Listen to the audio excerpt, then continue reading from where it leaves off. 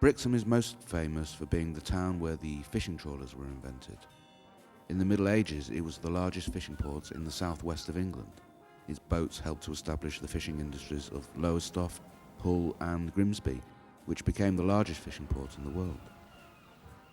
In the 1890s, there were possibly 300 trawling vessels in Brixham. The trawlers can still be seen coming in and out of the harbour, followed by flocks of squawking seagulls.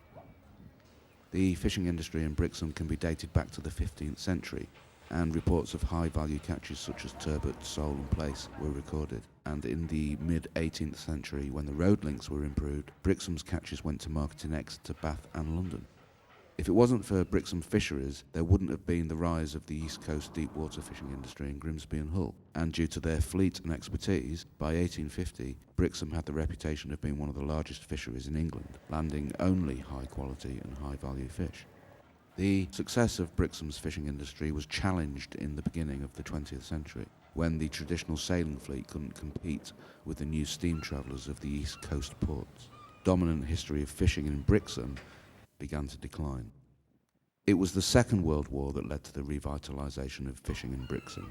Belgian refugee fishermen arrived in the town and they brought great knowledge of diesel engines. The fishing industry started to rise again, and by the 1960s, the value of catch increased and the industry adopted much larger Dutch vessels, and a fishermen's cooperative was formed.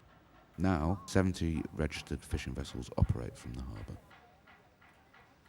The Fishermen's Mission is based across the UK and have been providing support to fishermen and their families, whether active or retired, for 130 years.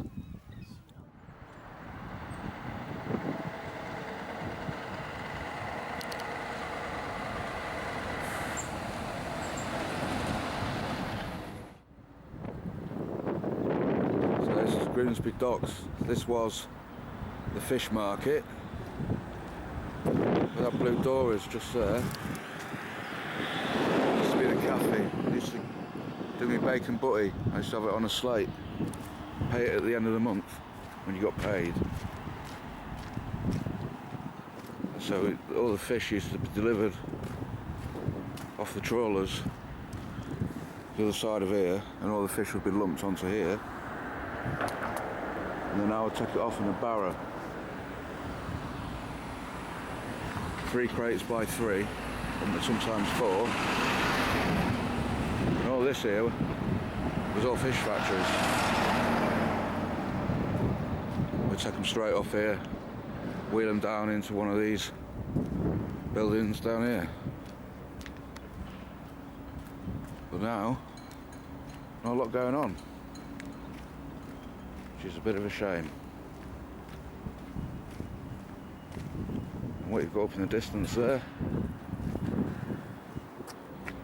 is the dock tower.